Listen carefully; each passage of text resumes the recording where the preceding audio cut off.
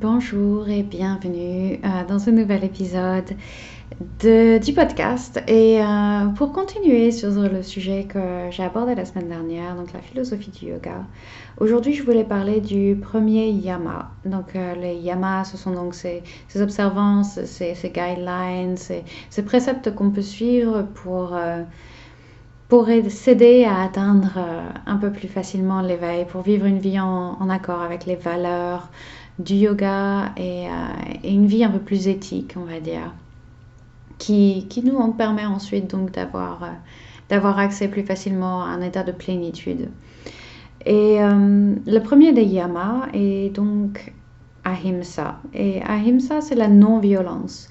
Et quand on pense quand je dis non-violence, vous avez peut-être eu en tête l'image de Gandhi, par exemple, qui est un petit peu l'incarnation de cette idée-là.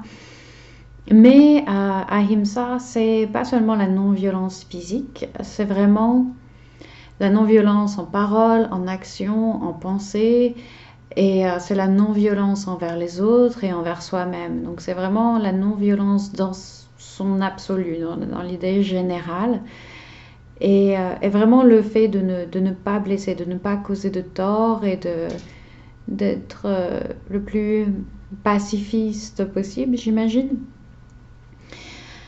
Donc ahimsa, la non-violence. C'est pas évident. C'est moins évident qu'on peut le penser de prime abord. Et surtout, c'est le premier des yamas. Et pour moi, je pense que ça veut dire que c'est le plus important et que c'est sur celui-là que reposent un peu tous les autres qui vont suivre ensuite. Très beau pléonasme. Donc c'est sur ce yama que reposent tous les autres.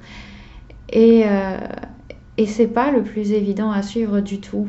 Parce que on peut se dire, oui, c'est facile, la non-violence, je tape personne, je blesse personne, je suis quelqu'un de non-violent. Oui, mais non, parce que déjà, par rapport aux autres, c'est donc la non-violence également en pensée et en parole. Et il suffit pas de pas taper son voisin, il suffit aussi de pas penser à taper son voisin, de pas potiner, comme je dis, enfin de ne pas commérer, de ne pas parler en mal des autres, de ne pas avoir de pensée néfaste ou aussi de ne pas avoir toutes ces actions, ces pensées, ces paroles envers soi-même. Et c'est peut-être encore plus difficile de pratiquer ahimsa envers soi-même, il me semble. Parce qu'on a un discours envers nous-mêmes, un discours intérieur qui est parfois très violent, qui est parfois très très violent.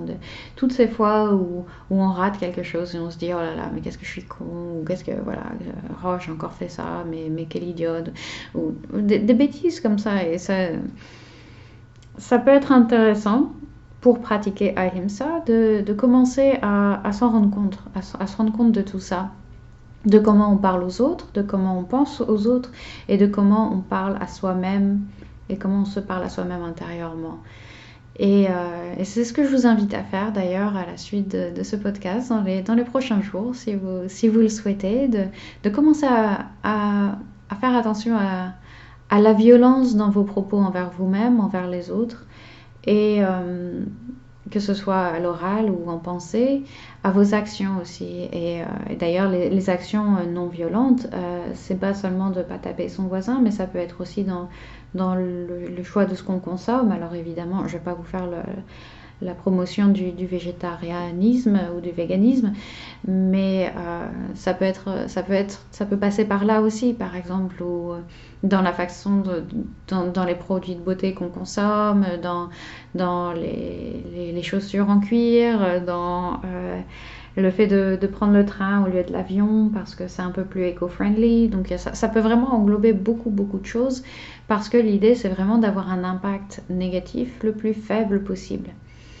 Et encore une fois, ce sont des actions c'est un idéal vers lequel tendre, mais ça ne veut jamais dire que si on marche sur une fourmi, bah ça y est, on n'atteindra pas l'éveil. Mais c'est plus une intention. Et c'est ça qui est assez fondamental, je pense, dans tous les yamas et niyamas qui vont suivre. C'est que l'important, c'est d'avoir cette intention-là dans toutes les décisions qu'on prend. Et ensuite, évidemment, de ne pas viser la perfection parce que la perfection n'existe pas. Donc voilà pour Ahimsa. Vous pouvez réfléchir un peu à comment vous parlez aux autres et à vous-même et à pratiquer la compassion envers les autres et envers vous-même un peu plus au quotidien si vous voulez appliquer ça un peu et voir ce que ça donne. La semaine prochaine, dans le prochain épisode, non, pas previously, mais dans le prochain épisode, on va parler du deuxième yama qui est Satya. Et Satya, c'est l'honnêteté, c'est la vérité, l'authenticité. Et ça peut être assez important, pas important, mais si important aussi, mais intéressant surtout, c'est ce que je voulais dire. Donc j'espère que ça vous intéresse tout ça et que vous allez continuer à me suivre. Merci beaucoup de m'avoir écouté. Je vous souhaite une excellente journée et n'hésitez pas à m'envoyer vos pensées, vos feedbacks et vos questions éventuellement. Merci, à très bientôt. Ciao, ciao.